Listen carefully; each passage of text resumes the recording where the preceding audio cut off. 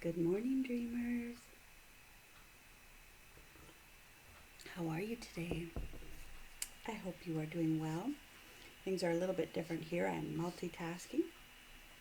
Um, I'm working on my fingernails. Some of you have said that you haven't seen them done in a while, and that is the truth. It sure is the truth. But half of, or even maybe more than half, of doing one's nails well is the prep of them. You don't just grab the bottle and start painting. You prep the nail, the shape of the nail, you prep the surface of the nail.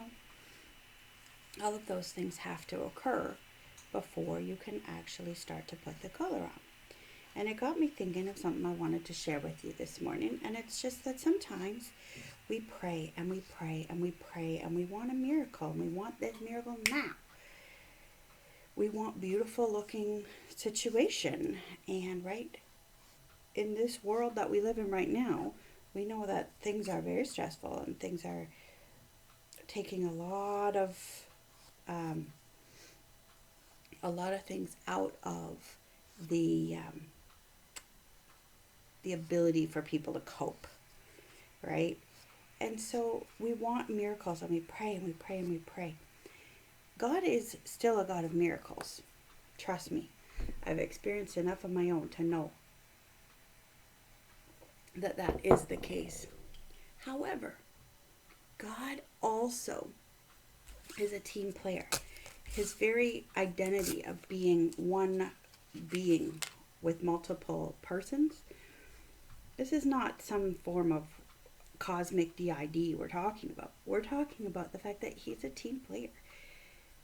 He's built for community, and therefore, because we're made in his image, we are built for community as well. And part of the community that God has in working in your life is you. And he preps and he preps and he preps. And then the miracle happens. But it is a slow moving miracle. There are tools involved. There's cleaning involved. There's pushback, literal pushback involved in preparing you for the miracle that is to come. I know this firsthand because, once I started back in the dating world, I was literally not going anywhere. I went to church, a very, very tiny church where there wasn't going to be a lot of options there. And I also worked in a one woman office. So it's not like my work friends could invite me out to meet people. And that office was is in the basement of my church.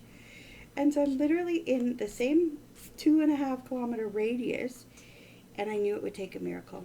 And I prayed and I prayed and I prayed, and I took some risks, right? Like I didn't just sit around and say, well, God, drop him in my lap. That ended up being what he did. But he's not always going to work that way, because through the other people that I met, I learned so many things about myself and about God and about what my priorities should be. And there was a lot of pruning and prepping and pushing back. And so that when Carl arrived on the scene, I was ready. I was ready. And I knew instantly there was something different here.